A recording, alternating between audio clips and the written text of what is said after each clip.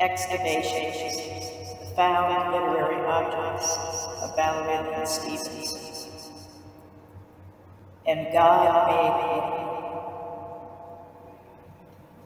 As the man being sleeps, his chest begins its heavy heaving, his ribs fluttering and contracting. It seems an attempt at each bone to burst through the skin, and a light, cool night on each their own separate wings and mirthful marrow and harrowing him. The great deity then, oh so gentle and skillful, flies over the man being side flesh, beneath which his right roast of ribbone lies. After this first cosmic extraction is complete, God closes up the hole in man's side just as gently, nimbly, and efficiently as he has opened it. As the night sky gradually turns from a deep, velvety black to a dusky hue of grayish blue, the great deity's intention to the lone mortal's ribbone is finally becoming manifest. A heavy gust whirs through the tops of trees as the myriad creatures in flight herald the dawn in doxologious song. The man being wakes slowly from his abysmal slumber, stretching his lithe limbs perpendicular to all corners of the earth as he rubs the sleep with vigorous strokes in his eyes. Suddenly, the man hears a sound. He cranes his sinewy body around, a double tilt, with a sound unlike anything his newborn ears have yet heard. It is a voice, this mysterious sound which the man hears, but the voice is not like that of his father's God, booming, deep, rumbling, and yet tenderly measured, but is something altogether other, yet strangely familiar at the same time. For the voice speaks in his known tongue, causing again an old stirring in his loins. Suddenly, the sound of the woman's voice, whispered and silkish, so tender and so soft, calling out to him. The man knows all at once that he loves his Father Creator with aching, deep, and profound reverence and poignancy, which he has never fully realized before. Yet this love is tinged with an accompanying shame and sorrow, for the man also senses that he, as a creature servile to God's sovereignty, will never be able to return to his Father Creator's favors and fidelity quite so madly. As the birds' sweet songs fill the air, and that great sphere of fire filters its light heat throughout the plethora of flora and fauna surrounding man and his bountiful Eden, the woman being emerges from amongst the shadows, playing for the very first time to the man being's sight and sense. And although, all throughout his lonesome wanderings as king of his domain, he had many spectacles beheld, never had the man being come to know such substance and beauty until just then.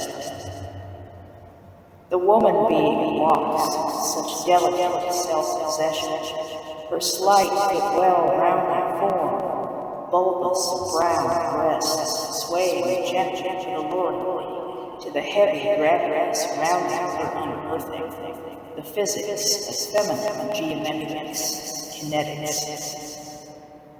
Her dark waxen hair falls to her shoulders like the wetted feathers of a raven bird, longing to be loosed, free and set roughly by the man's long-awaited plundering caress.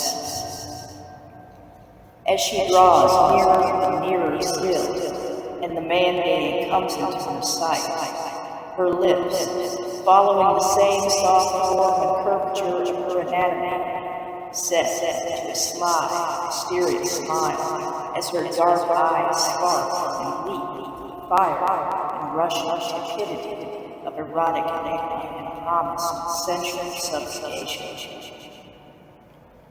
The man now stands erect, transfixed, enthralled, his eyes filling with a kind of luminous madness, as his tongue nervously and quickly flicks around the perimeter of his lips, the jutting notch of his sinewy neck bobbing up and down as he struggles to catch his breath and regain his bearings.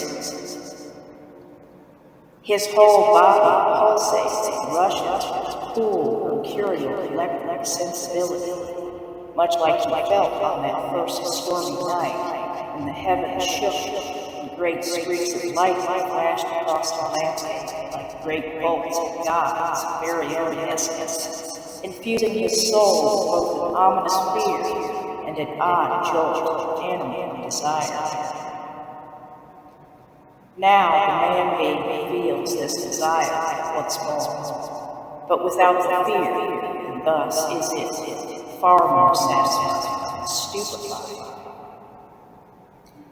He cannot move his body, but when the woman says his name, Adam, for the very first time, his whole animal stirs with sweet, covetous turmoil and yen. His breath comes in ragged gasps, his muscles tense and coil like a serpent in rapid sway, as the booming thrum of his heart and the mad rush of his blood quickening through his veins roars like the sea inside his head. It is as though he's being born into fact, only this time it's not his father, his creator God, who has breathed the living soul in him, but the sight and feel of the woman, Eve, as she bounds into his arms at long last.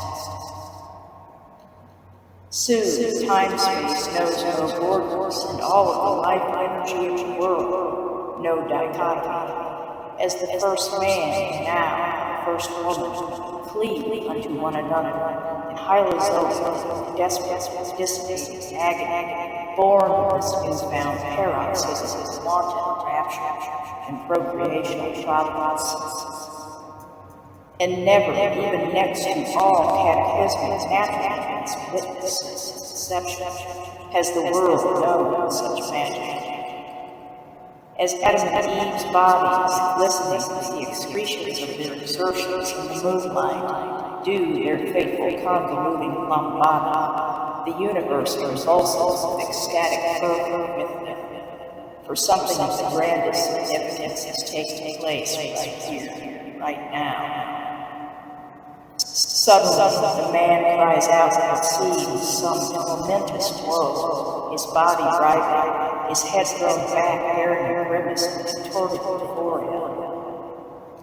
The woman's fingers grow fervently, digging into the ripped flesh of Adam's back, her own back now arching as she moans, gasping sharply in him at the awakening and newfound knowing they have found yet. As the storm subsides and their movements become slow, more languid, ebbing and still, a new halcyon dawn takes its place, as the woman Eve and the man Adam sigh softly as they settle down, nestling contented, fluttering like spent ashes of some great fire into each other's arms, now sleeping, and the universe, deeply and restoratively, with them.